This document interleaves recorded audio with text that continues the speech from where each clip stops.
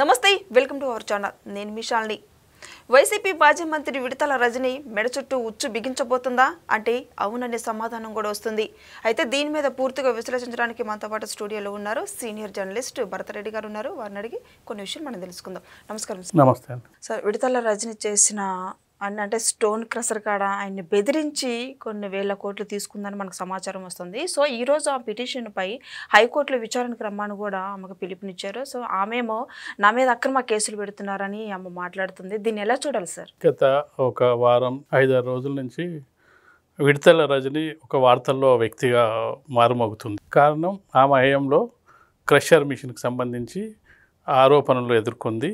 5 కోట్ల రూపాయలు డిమాండ్ చేసింది. తను ఒక ఐపీఎస్ ఆఫీసరు, వాళ్ళ మరిది, వాళ్ళ వ్యక్తిగత పిఏ వీళ్ళ ద్వారా 2,20,00,000 ఆల్రెడీ ఆమెకు చేరింది అనేది ఆరోపణ. దానికి సంబంధించి ఆమె రకరకాలుగా వైసీపీ ఎవరైతే ఉన్న ఆరోపణలు చేసిరో వాళ్ళ మీద ప్రత్యారోపణలు చేస్తూ ఉంది. నేను ఇంతకాలం వైసీపీకి ఇంటిగ్రిటీ కోసం ఆగాను, పార్టీ మారిన తర్వాత వాళ్ళు నా మీద ఆరోపణలు చేస్తున్నారు, ఇలాంటి నా పూర్తిగా అవాస్తవమైన ఆరోపణలు అని చెప్పే ప్రయత్నం చేస్తుంది. కానీ అక్కడ విజిలెన్స్ రిపోర్ట్లో ఏమొచ్చింది అనే దాని మీద ఆమె చెప్పట్లేదు. ఎంతసేపు అంటే ఆరోపణలు చేయడానికి ప్రయత్నిస్తుంది. కక్ష సాధింపు చర్య, ఇది రాజకీయ కుట్ర అంటూ చెప్తుంది. కానీ విజిలెన్స్ వాళ్ళు ఏం ఎంక్వైరీ చేశారు, అందులో ఏం ఆరోపణలు వచ్చినాయి, ఆరోపణల్ని నాకు ఏ విధంగా నేను జవాబు చెప్పాను. ఇప్పటివరకు చాలా ప్రెస్ మీట్లు జరిగినప్పటికీ విజిలెన్స్ చేసిన ఆరోపణల్ని చెప్పే ప్రయత్నం చేయలేదు. ఎవరో నాకు తెలియదు, నాకు సంబంధం లేదు అని చెప్తుంది. కానీ విజిలెన్స్ రిపోర్ట్కి సంబంధించి ఆమె చేయట్లేదు. దాంతోపాటుగా ఇక అరెస్ట్ చేస్తారేమో అని భయంతో విజిలెన్స్ ఏసీబీ అధికారులు నెక్స్ట్ రంగంలోకి దిగడంతో ఇక అరెస్టు తప్పదే అనే భయంతో ఆమె ముందస్తు బెయిల్కి వెళ్ళడం జరిగింది. రాజకీయ నాయకులు ముందస్తు బెయిల్కు ఎప్పుడు వెళ్తారంటే ఇక అరెస్టు చేస్తారు తప్పదు అనే పరిస్థితుల్లో హైకోర్టును ఆశ్రయిస్తారు. హైకోర్టును ఆశ్రయించి ముందస్తు బెయిల్కి వెళ్తారు. చూడాలి ఈరోజు ఆమెకు ముందస్తు బెయిల్ కోర్టులు ఇస్తుందా, మంజూరు చేస్తాయా, లేదంటే ఏసీబీ వాళ్ళకు విజిలెన్స్ వాళ్ళకు క్లియరెన్స్ ఇస్తారా ఆమెను విచారించడానికని చూడాలి. అయితే ముఖ్యంగా చూసుకున్నట్టయితే ఆరోపణలకు సంబంధించి ఆమె ఇప్పటివరకు పూర్తిగా చెప్పలేదు. ఎంతసేపు దాన్ని తిప్పికొట్టే ప్రయత్నం చేస్తుంది, రాజకీయ కక్ష అంటుంది తప్పిస్తే ఆ విజిలెన్స్ ఎందుకు జరిగింది, బాలాజీ క్రషర్ మిషన్ వాళ్ళకి ఎందుకు ఇచ్చారు, వాళ్ళ కంప్లైంట్ ఎందుకు వచ్చింది, ఆ కంప్లైంట్ కేవలం తెలుగుదేశం పార్టీకి సానుభూతి పరులనే దాంతో ఆపిపెట్టడం జరిగింది, బెదిరించడం జరిగింది, సెటిల్మెంట్ చేసుకోమని చెప్పడం జరిగింది, 5 కోట్ల రూపాయలు డిమాండ్ చేయడం జరిగింది, దాంట్లో 2,20,00,000 తీసుకోవడం జరిగింది. ఇవన్నీ విజిలెన్స్ వాళ్ళ ఎంక్వైరీలో తేలిన అంశాలు. ఆమె వాటి మీద సమాధానం చెప్పాల్సి ఉంది. విజిలెన్స్ కానీ ఏసీబీ వాళ్ళకి సహకరించాలి.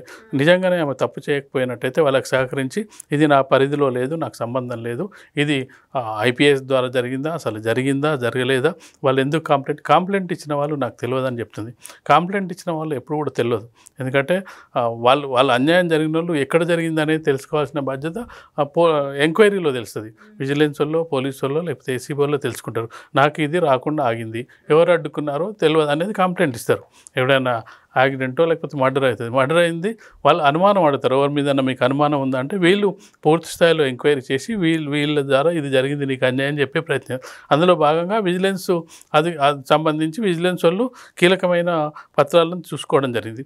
కాబట్టి ఈరోజు హైకోర్టులో ఏ విధంగా ఉండబోతుంది అనేది ఆమెకు ముందే తెలుసా, లేకపోతే చూడాలి. దాన్ని బట్టి ఈరోజు హైకోర్టు వచ్చే దీన్ని బట్టి రిలీఫ్ని బట్టి ఆమెకు ముందు ఏం చేయాలని తెలిసే పరిస్థితి కనిపిస్తుంది. పలు సందర్భాల్లో ప్రెస్ మీట్ పెట్టి నా మీద అక్రమ కేసులు కావాలనే టీడీపీ వాళ్ళు పెడుతున్నారని, నాకు పెట్టిన వాళ్ళు, నా మీద కేసు పెట్టిన వాళ్ళైతే నాకు ఎలాంటి సంబంధం లేదు, అసలు వాళ్ళు ఎవరో నాకు తెలియదు అన్నట్టు మాట్లాడుతుంది. దీన్ని ఎలా చూడాలి సార్? ఇప్పుడు కేసు పెట్టిన వాళ్ళు నీకు తెలియకపోవచ్చు, కానీ కేసు ఎందుకు పెట్టారు? నువ్వు మంత్రిగా ఉన్నప్పుడు పెట్టారు.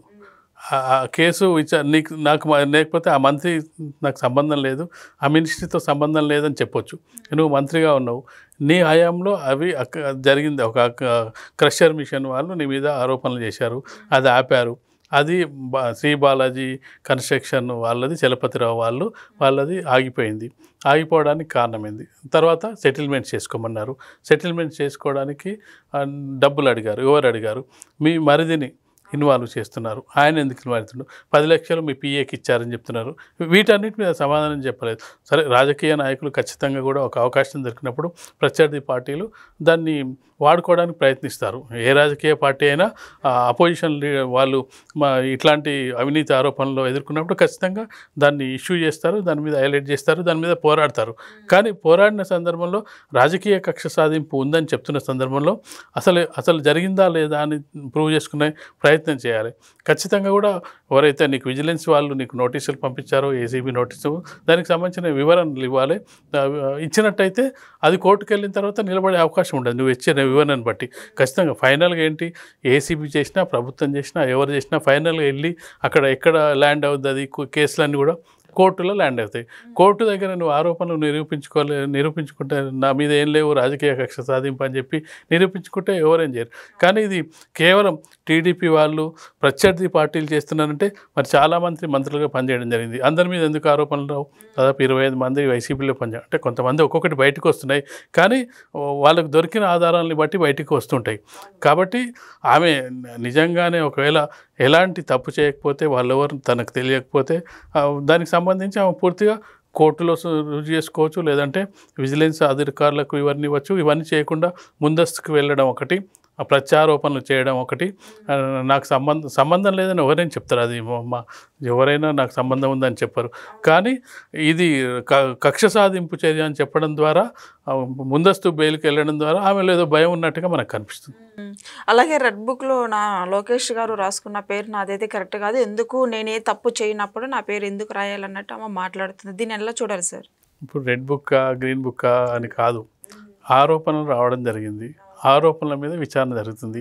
ఆ విచారణలో కనుక నీకు సంబంధం లేకపోతే అది లోకేష్ గారు రాసుకున్న రెడ్ బుక్ అదేమో రాజ్యాంగం కాదు, అదేమో భగవద్గీత కాదు, అదేం కాదు.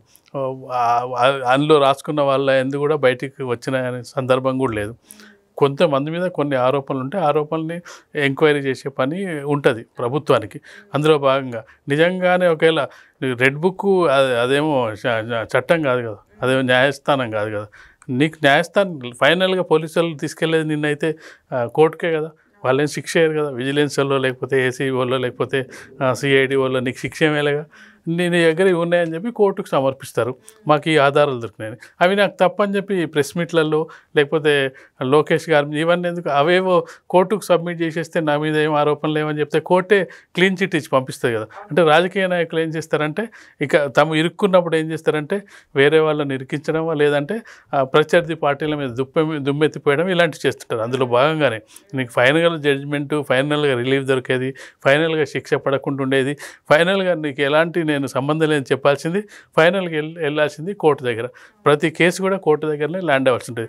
ప్రభుత్వాలు లేదంటే సీఎంలు ఎలాంటి శిక్షలు ఎవరికి వేయరు. పోలీసులు కూడా ఏమైనా రిమాండ్ ఉంచుకుంటారు తప్పిస్తే వాళ్ళు ఏం శిక్షలు వేయరు.